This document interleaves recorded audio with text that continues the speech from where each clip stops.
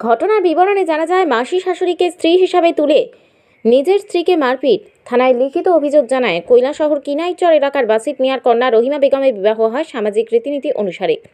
Kumarghat industry এলাকার বাসিন্দা ওয়াতির আলীর সাথে বিবাহের কিছুদিন পর ওয়াতির আলী দুবাই চলে যান। এদিকে ওই একই এলাকার বাসিন্দা জুয়েল মিয়ার স্ত্রী মাসি শাশুড়ি সালমা বেগমের সাথে প্রণয় সম্পর্ক রয়েছে রহিমা বেগমের স্বামী বঞ্জিত জামাই ওয়াতির আলীর।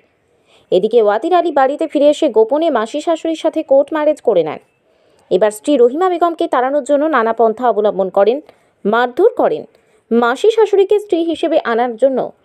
এদিকে জানা যায়, সালমা বেগমের পিতার বাড়ি কৈলাসহর মহকুমার অন্তর্গত ইরানি গ্রাম পঞ্চায়েত এলাকায়।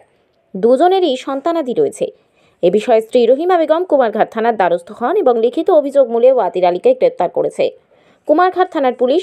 এদিকে স্ত্রী হাসপাতালে চিকিৎসাধীন। কি হয়েছে ঘটনা? ওই তো আমার স্বামী আর একটা স্ত্রী, আমার স্বামী অবৈধ সম্পর্কের সাথে লিপ্ত। আমি থাকা সত্ত্বেও আমার একটা 3 বছরের বাচ্চা আছে। আমার স্বামী সালেমা বেগম নামে একটা মহিলা, আমরা প্রতিবেশী, আমার সম্পর্কে মাসি লাগে, তার সাথে অবৈধভাবে সম্পর্ক হইয়া কোর্ট ম্যারেজ করছে। ওই মহিলাটার আগের একটা স্বামী আছে, তার স্বামীর সাথে তার ডিভোর্স হয়েছে না।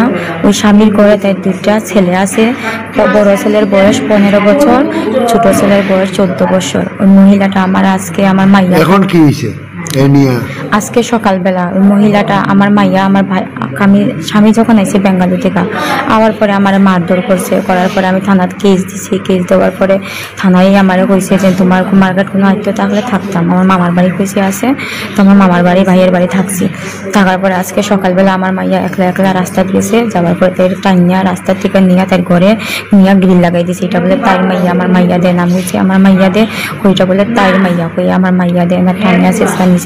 এরপরে আমার চুলের মুঠি ধরে আমার যা মারধর করছে শরীর। ওই মেয়ের নাম কি কইছো? সালেমা বেগম। সালেমা তোমারে খুব মারধর করছে? তোমার বাড়ির সামনে? আমার ভাইয়ের বাড়ির সামনে।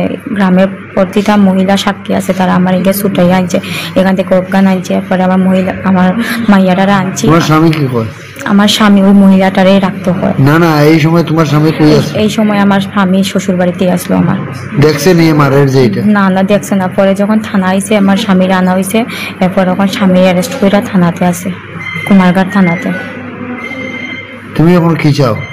আমি ওই মহিলাটার আর আমার স্বামীর মানে উচিত বিচার চাই। আমার বাবাও নাই। তুমি প্রথম স্ত্রী? আমি প্রথম স্ত্রী। তোমার বাচ্চা? আমার একটা মাইয়া 3 বছরের। কতদিন হয়েছে বিয়ে হয়েছে? বিয়ে হয়েছে 4 বছরে পড়ছে। 4 বছর পড়ছে। তোমার বাপের বাড়ি কোন? কৈলাসহর কিনাইচর গ্রামে।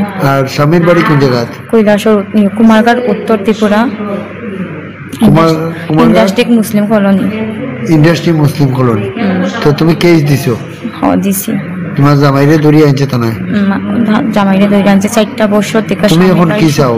4টা বছর ধরে স্বামীর বাড়ি সুখ পাইতাছি না, শুধু ওই মহিলাটার কারণে। ওই মহিলাটার আমি শাস্তি চাই।